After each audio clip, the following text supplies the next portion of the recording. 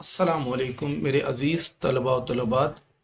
उम्मीद करता हूँ कि आप सब खैरियत से होंगे। उर्दू नॉलेज फैक्ट्री में हाजिर खिदमत हुआ हूँ प्रोफेसर जमील अली। जैसा कि आपको मालूम है कि उर्दू नॉलेज फैक्ट्री में आपको उर्दू, मुतालिया पाकिस्तान और इस्लामियात के लेक्चर पढ़ने को, देखने को, सीखने को मिलते हैं।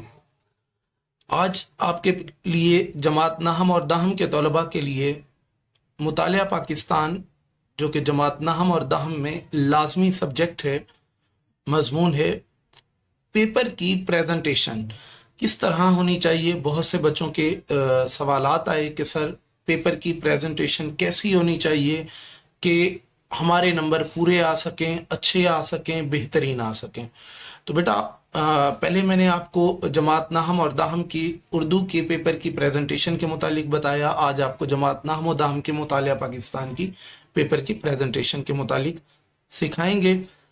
आपके पास मुतालिया पाकिस्तान में 50 नंबर का पेपर आता है, 10 नंबर के एमसीक्यूज होते हैं और 9 सवालात जो कि 12 नंबर पर मुश्तमिल, 9 में से 6 करने होते हैं, 12 नंबर पर मुश्तमिल एक पोर्शन मुख्तसर सवालात का और दूसरा पोर्शन भी इसी तरीके से होता है, जिनमें से 9 में से आपने कोई से 6 हल करने होते हैं। ये 12 नंबर का है। इसमें सवालात अक्सर बच्चे लिख देते हैं मुख्तसर सवालात के जवाबात, जबकि ऐसा नहीं होता। असल सवाल का मतलब यह है कि सवालात के मुख्तसर जवाबात, जवाब मुख्तसर देना होता है। सवाल तो सवाल होता है, वो चाहे तफसीली हो या मुख्तसर हो, जवाब उसका मुख्तसर और तफसीली डिपेंड करता है। तो आपने सवाल नंबर 1 लिखना है एमसीक्यूज करने के बाद। सवाल नंबर 1 आप अपनी ही नंबरिंग देंगे, इम्तिहानी नंबरिंग देने की, सवालिया पेपर पर जो नंबरिंग दी गई है वो देने की कोई खासी जरूरत नहीं है। आपने सवाल नंबर 1 देने के बाद सवालात के मुख्तसर जवाबात लिखें। फिर आपने रोमन में 1 2 3 गिनती शुरू करनी है। फॉर एग्जाम्पल, मिसाल के तौर पर आपके पास सवाल आता है नजरिया की तारीफ करें। सवाल लिखने की कोई खासी जरूरत नहीं होती।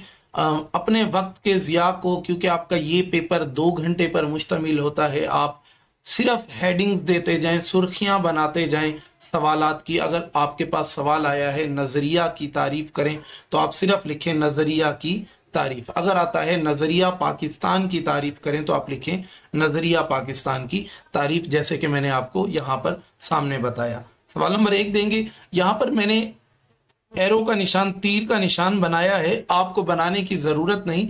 ये सिर्फ आपको बताने के लिए मकसूद है कि आपने यहां तफसीले के नीचे से ही आप ये अलामत तफसीले की लगाएंगे हेडिंग के बाद। इसका मतलब है कि आप इस पॉइंट की तफसील बयान करने लगे हैं।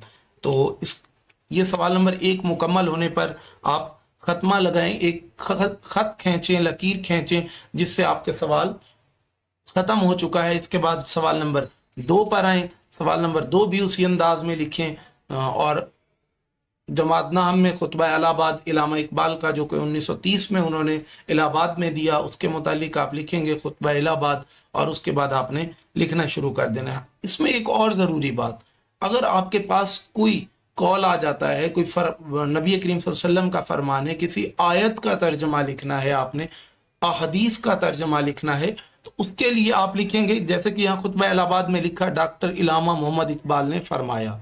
आगे आपने वक्फ की अलामत देने के बाद वो वैन से शुरू करना है। वो वैन का मतलब ही यही होता है कि ये जरूरी बात है।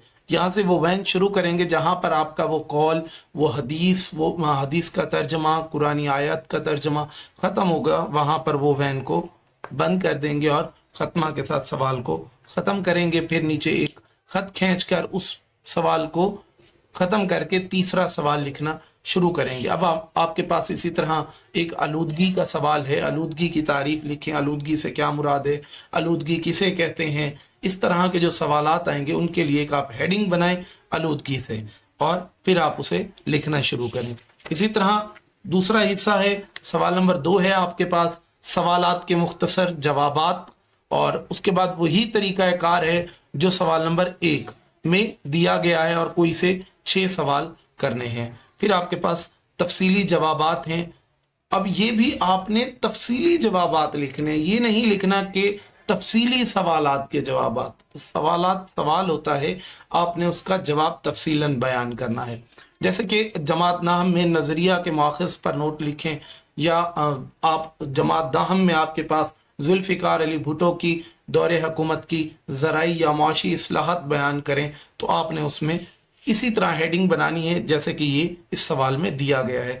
नजरिया के मौखिज़ पर नोट लिखने के लिए सबसे पहले आपको नजरिया की तारीफ करनी पड़ेगी।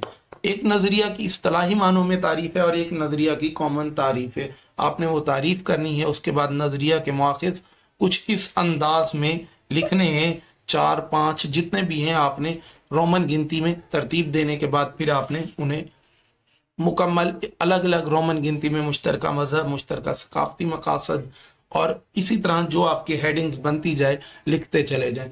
मुतालिया पाकिस्तान में इंतहाई ज़रूरी तफसीली जवाबात में हासिल कलाम होता है। आपको हर सवाल के बाद हासिल कलाम देना ज़रूरी होता है और हासिल कलाम देना चाहिए। हासिल कलाम का मकसद ये है कि आपने ये जो सवाल पढ़ लिखा है इससे आपने क्या कुछ। इसी तरह जो भी तालिब इल्म पेपर की मुकम्मल प्रेजेंटेशन बहुत अच्छी खूबसूरत करना चाहते हैं, इसमें और किसी तरह की इजाफी नक्शो निगारी करने की, फूल वगैरह बनाने की ज़रूरत नहीं होती। बहुत से तलबा कराम ऐसा करते हैं जो कि बिल्कुल नाकस अमल होता है। आप ये सीखने के बाद, ये पढ़ने के बाद अच्छे तरीके से पेपर को हल करें, इमला की गलतियां ना करें और कटिंग बहुत कम करें। उसके बाद इंशाल्लाह अल्लाह से उम्मीद है कि आपके नंबर मुकम्मल होंगे। दुआ में याद रखिए।